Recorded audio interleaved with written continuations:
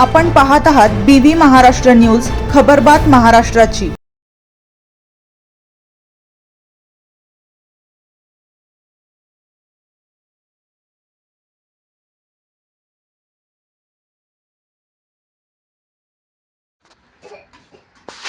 अहिल्यानगर जिल्ह्यातील 12 अवैध गावठी हातभट्टी अड्ड्यावर स्थानिक गुन्हे शाखेच्या पथकाने केली कारवाई। अहिल्यानगरचे जिल्हा पोलीस अधीक्षक सोमनाथ घारगे यांनी स्थानिक गुन्हे शाखेचे पोलीस निरीक्षक किरणकुमार कबाडी यांना जिल्ह्यातील अवैध व्यावसायिकांची माहिती काढून कारवाई करण्याबाबत आदेश केले होते।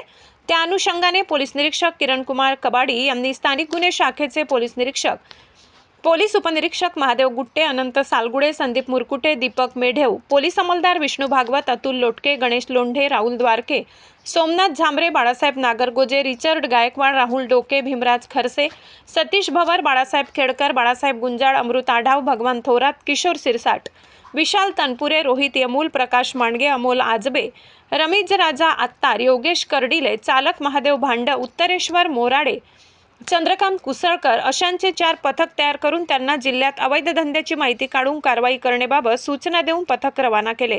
दिनांक 9/4/2026 ते दिनांक 10/4/2025 रोजी पहाटे पथकातील पोलीस अंमलदारांनी श्रीगोंदा, श्रीरामपूर शहर, सोनई, कोपरगाव तालुका पोलीस स्टेशन हद्दीतील अवैध गावठी हातभट्टी अड्ड्याची माहिती काढून 12 ठिकाणी छापे टाकून कारवाईत अवैध गावठी हातभट्टी चालकाविरुद्ध पोलीस स्टेशनला एकूण 12 गुन्हे दाखल केले असून त्यात 6 लाख रुपये 76,500 रुपये किमतीचा मुद्देमाल हस्तगत केलाय।